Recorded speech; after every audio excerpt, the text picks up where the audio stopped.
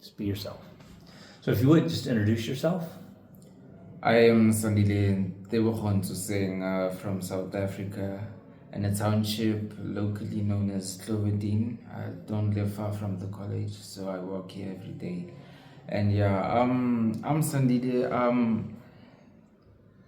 I'm an assertive person. I am very much into leadership and I'm very good at that. I was the deputy president at my school last year and I've been an RCL for the longest of time.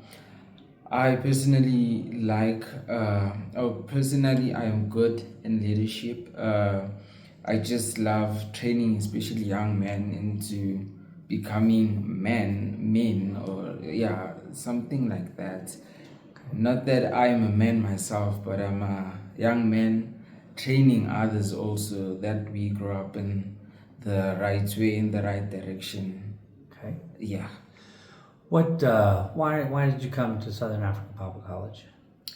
Well, I've always wanted to come to the college since living not far from the college. I always passed by here and I always wondered what actually goes on in the college. Not only so, my grandmother was a strong Christian. She's known here at the college. She's been here.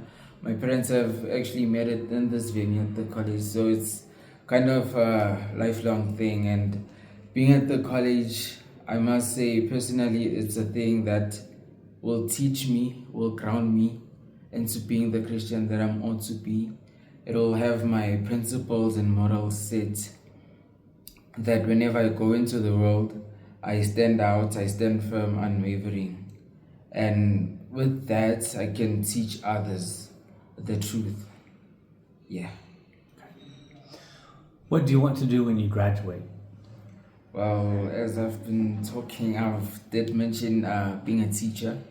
Being a teacher so that, especially with the young men in our generation, to teach them how to live in the right direction, like growing up to be the men of the last generation, the good men of the last generation, if I could say.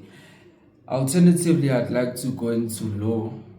That is because the justice system in our country most of the time fails us, and so being a Christian into that industry, that faculty, would be very much of a good thing, because we get to preserve what is right, morally so, and justice is preserved and served.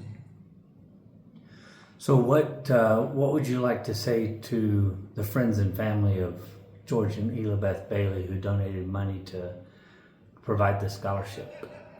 Well, I'd just like to say, speaking on behalf of the college, we are just so grateful for the money, for the funds that we receive.